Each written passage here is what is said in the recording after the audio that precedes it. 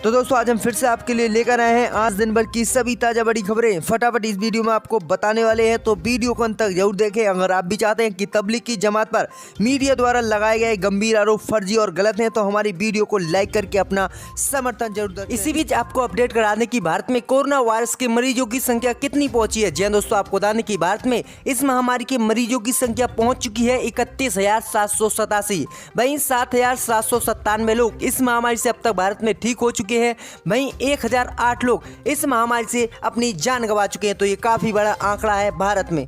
इसी बीच बैठते हैं दोस्तों अगली बड़ी खबर की ओर, जो सामने निकल कर आ रही है कि पंजाब सरकार ने 2 हफ्ते और बढ़ाया लॉकडाउन, वहीं 4 घंटे दी लोग को आंशिक छूट। जी हां दोस्तों, आपको बता दें कि पंजाब सरकार ने बड़ा ऐलान किया है कि 3 मई के बाद 2 हफ्ते के लिए और पंजाब सरकार ने प्रदेश में लॉकडाउन को बढ़ा दिया है। यानी अब पंजाब में 17 मई तक जो है लॉकडाउन जारी रहेगा। जी हां दोस्तों, आपको बता दें कि पंजाब के मुख्यमंत्री कैप्टन अमरिंदर सिंह ने बुधवार को राज्य में लागू कर्फ्यू को बढ़ाए जाने का ऐलान किया है। अब जो है पंजाब में 17 मई तक लॉकडाउन जारी रहेगा। हालांकि इस बीच लॉकडाउन में थोड़ी ढील दी जाएगी। एक वीडियो कॉन्फ्रेंस में पंजाब के मुख्यमंत्री कैप्टन अमरिंदर सिंह ने बताया कि कोरोना वायरस के चलते लागू लॉकडाउन में पंजाब के नागरिकों को प्रतिदिन सुबह 7 से 11 बजे तक छूट दी जा रही है। इस दौरान लोग अपने घरों से बाहर आ सकते हैं और दुकान खुली होंगी और सामान खरीद सकते हैं। इसके अलावा आगे उन्होंने कहा कि हमने राज्य में कर्फ्यू को 2 और हफ्ते बढ़ाने का फैसला किया है। गौरतलब है कि सीएम ने 3 मई को खत्म हो रहे लॉकडाउन को आगे बढ़ाने को लेकर कुछ स्पष्ट नहीं किया, लेकिन इस दौरान कर्फ्यू को बढ़ा दिया गया है। वहीं आपको बता दें कि पंजाब में अब 17 मई तक लॉकडाउन जारी रहेगा। यानी 3 मई के लिए ये लॉकडाउन खत्म हो रहा था, लेकिन मुख्यमंत्री ने पहले ही ऐलान कर दिया है कि अब पंजाब में 2 हफ्ते और लॉकडाउन को बढ़ा दिया गया है। पंजाब में 17 मई तक लॉकडाउन जारी रहेगा। तो ये सबसे बड़ा कदम उठाया है पूरे देश में पंजाब सरकार ने। इसी बीच बढ़ते हैं दोस्तों अगली बड़ी खबर की ओर, तो दिल्ली हरियाणा सरकार में बड़ी तनतनी। तो केजरीवाल ने की मनोहर लाल खट्टर से फोन पर बात, हरियाणा का बॉर्डर खोलने से इनकार। जी हां दोस्तों, आपको बता दें कि कोरोना को लेकर हरियाणा और दिल्ली सरकार के बीच टकराव बढ़ने के बाद दोनों राज्य के मुख्यमंत्रियों ने फोन पर बात की है। दोनों राज्य के बीच विवाद के तनतनी का रूप लेने के बाद दिल्ली के मुख्यमंत्री अरविंद केजरीवाल ने हरियाणा के मुख्यमंत्री मनोहर लाल खट्टर को फोन किया है। केजरीवाल ने हरियाणा से दूध और सब्जियों को आपूर्ति रोकने पर विरोध जताया है। जी हां दोस्तों, आपको बता दें उन्होंने मनोहर लाल से विवाद का रास्ता निकालने को कहा है। वहीं मनोहर लाल ने दिल्ली बॉर्डर को सील नहीं करने के अनुरोध को ठुकरा दिया है, लेकिन उन्होंने केजरीवाल से हरियाणा सरकार के दिल्ली में स्थित अपने रेस्ट हाउस अपने कर्मचारियों को ठहराने के लिए देने की पेशकश की है। जी हां दोस्तों, आपको बता दें कि हरियाणा ने दिल्ली से लोग की आवाजाही के संक्रमण फैलने का आरोप लगाया है। हरियाणा ने स्पष्ट किया है कि कोरोना को दिल्ली से अपने प्रदेश में घुसने नहीं दिया जाएगा। इसके लिए दिल्ली से सटी हरियाणा की सभी सीमाएं सील कर दी गई हैं। हालांकि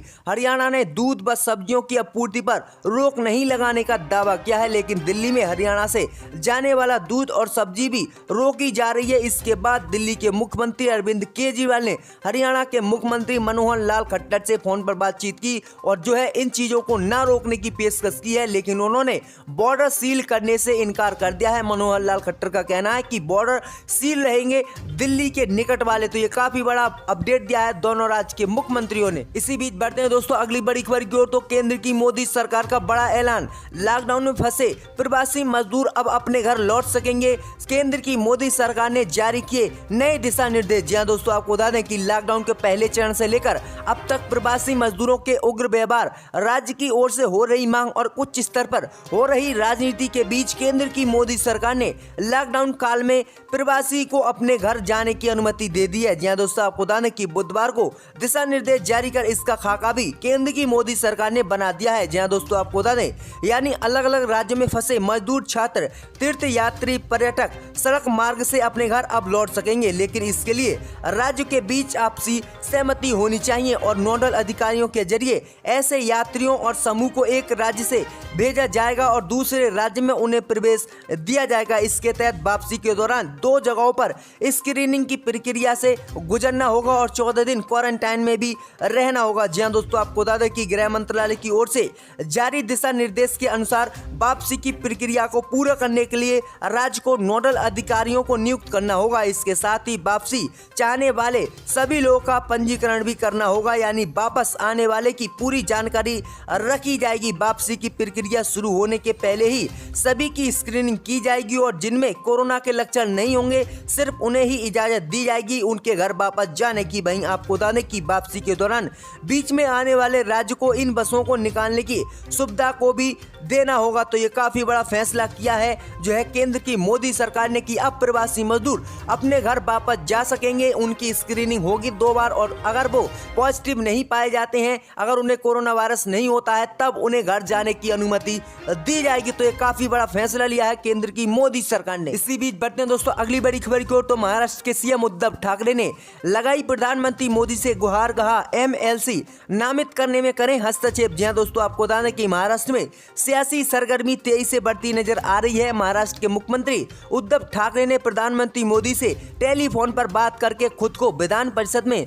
नामित किए जाने के मसले पर दखल देने की गुजारिश की है। फिलहाल उद्धव ठाकरे विधानमंडल के किसी भी सदन के सदस्य नहीं है। उद्धव ठाकरे ने पिछले साल 28 नवंबर को महाराष्ट्र के मुख्यमंत्री का पद संभाला था। इस पद पर बने रहने के लिए उनको 1 महीने के भीतर विधान परिषद का सदस्य बनना होगा। जी हां दोस्तों, आपको बता दें कि सूत्रों ने दावा किया है कि उद्धव ठाकरे ने मोदी को फोन कर कहा कि राज्य में कोरोना संकट चरम पर है और इसी बीच राजनीतिक अस्थिरता पैदा करने की कोशिश महाराष्ट्र में हो रही है। महाराष्ट्र जैसे बड़े राज्य में ऐसे समय राजनीतिक स्थिरता ठीक नहीं है जब महामारी जैसे संकट का सामना राज्य कर रहा है। उद्धव ने प्रधानमंत्री मोदी से अनुरोध किया है कि वह इस मसले को देखें। रिपोर्टों में सूत्रों के हवाले से कहा गया है कि प्रधानमंत्री मोदी ने जो है उद्धव ठाकरे को आश्वासन दिया है कि वह इस मसले को देखेंगे। देखते हैं कि वो नामित किए जाते हैं या नहीं, या फिर महाराष्ट्र में कोई अन्य मुख्यमंत्री बनता है। इसी बीच बढ़ते हैं दोस्तों अगली बड़ी खबर की ओर। तो ममता बनर्जी का बीजेपी पर हमला, कहा बंगाल को बदनाम करने की कोशिश की जा रही है। जहां दोस्तों आपको बता दें कि महामारी संक्रमण के बीच पश्चिम बंगाल की मुख्यमंत्री ममता बनर्जी ने कहा कि हम लॉकडाउन पर केंद्र की मोदी सरकार से स्पष्ट निर्देश चाहते हैं। वहीं उन्होंने कहा कि मैं सभी से निवेदन करती हूं कि कृपया घर के अंदर रहें। हमारे विशेषज्ञों ने प्रतिक्रिया दी है कि हमें मई के अंतिम सप्ताह तक सतर्क रहना चाहिए। वहीं ममता बनर्जी ने कहा कि प्रदेश में स्टेशनरी, रंग की दुकानें, इलेक्ट्रॉनिक्स, हार्डवेयर, मोबाइल, लॉन्ड्री, चाय और पान की दुकानें खोली जा सकती हैं। जी हां दोस्तों, आपको बता दें ममता बनर्जी ने बताया कि कुछ लोग अफवाह फैलाने की कोशिश कर रहे थे कि मरीजों के लिए बिस्तर नहीं थे। ये सच नहीं है। अकेले कोलकाता में हमारे पास 790 बेड हैं। हमारे पास कुल 14 लैब हैं। भारतीय जनता पार्टी राजनीति कर रही है, लेकिन ये राजनीति करने का वक्त नहीं है। आपके स्वच्छ भारत के नेता कहाँ हैं? बाहर जाओ और फर्जी खबर फैलाने के बजाय सड़कों को साफ करो। वहीं आपको बता दें कि हावड़ा हिंसा को लेकर भी सीएम ममता बनर्जी ने बीजेपी पर निशाना साधा। सीएम ममता बनर्जी ने कहा कि हावड़ा में घटना हुई, ऐसा नहीं होना चाहिए था, ये गलत था। बीजेपी हावड़ा में हुई एक छोटी घटना को बढ़ा रही है। पूरे भारत में बंगाल को बदनाम किया जा रहा है। तो ये काफी बड़ा जो है हमला बोला है ममता बनर्जी ने। इसी बीच बढ़ते हैं दोस्तों अगली बड़ी खबर की ओर। तो जिस दिन मुसलमानों ने अरब से अपने खिलाफ जुल्म की शिकायत की तो भारत में सैलाब आ जाएगा। जी हां दोस्तों, आपको बता दें कि दिल्ली अल्पसंख्यक आयोग के अध्यक्ष जफरुल इस्लाम ने अपने सोशल मीडिया अकाउंट पर एक पोस्ट शेयर की है। जफर इस्लाम ने अरब राष्ट्रों को भारत में हिंदू कट्टरता के खिलाफ बोलने के लिए धन्यवाद दिया है। इसी बयान के बाद बीजेपी नेताओं ने इस पर कड़ी प्रतिक्रिया जताई है। वहीं नेशनल अल्पसंख्यक आयोग की तरफ से कहा गया है कि ये बेतुका और बचकाना बयान है और दिल्ली सरकार को इस पर तुरंत एक्शन लेना चाहिए। जहां दोस्तों आपको बता दें कि जफरुल इस्लाम खान ने अपने फेसबुक पोस्ट में लिखा था कि भारतीय मुसलमानों के साथ खड़े होने के लिए अरब, कुवैत, इन देशों का काफी धन्यवाद है। वहीं उन्होंने आगे कहा कि जिस दिन मुसलमानों ने अरब देशों से अपने खिलाफ जुल्म की शिकायत कर दी तो सैलाब आ जाएगा, क्योंकि लगातार भारत में जो है मुसलमानों का उत्पीड़न हो रहा है और हर जगह हिंदू मुसलमान जैसी राजनीति की जा रही है। और इसी को लेकर ये काफी बड़ा उन्होंने पोस्ट की और बयान दिया, जिसके बाद बीजेपी ने